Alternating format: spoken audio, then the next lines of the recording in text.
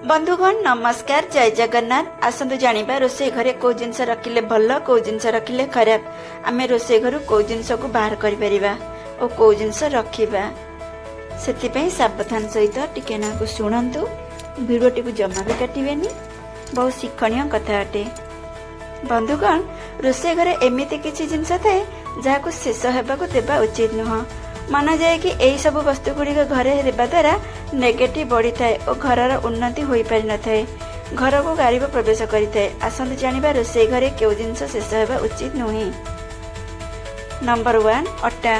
किछि लोकंक घरे देखा जाए कि जेबे अटा सरी जाए तेबे नुआ अटा आनी भरी थांती। जदि आपण भी एमिति करूछंती तुरंत बंद करंतु। अटार डबारु संपूर्ण सरी जीवाकु दियंतु नाही। यह द्वारा समाज रे सम्मान रे कमी आसीबा सह धन समस्या रे देखा जाई थाए। नंबर 2 हळदी। रोषेई रे मसला रे शामिल होइथिबा हळदी एमिति एक जिनस अटे जहा प्रयोग सबुथिरे होइथे।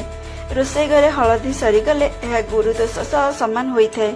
गुरुक दोष हेबा द्वारा धनर अभाव देखा जिबा सह क्यारियर रे उन्नति होई पारे नाही। तेनु हळदी सरीबा पूर्वरु सेथिरे नुआ हळदी रखंतु।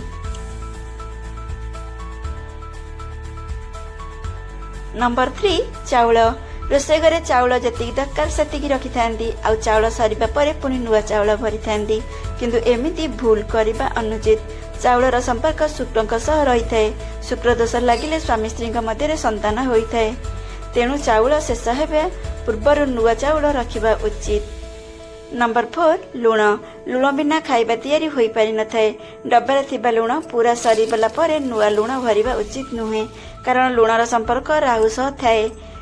लुण सरीगले राहु को दृष्टि पड़ी थाए। तेणु लुण सरीबा पूर्वरु आउ लुण रखि नियंतु। नंबर 5 सोरिष तेल। खाइबा तैयारी करिबारे सोरिष तेलर महत्व अधिक थाए।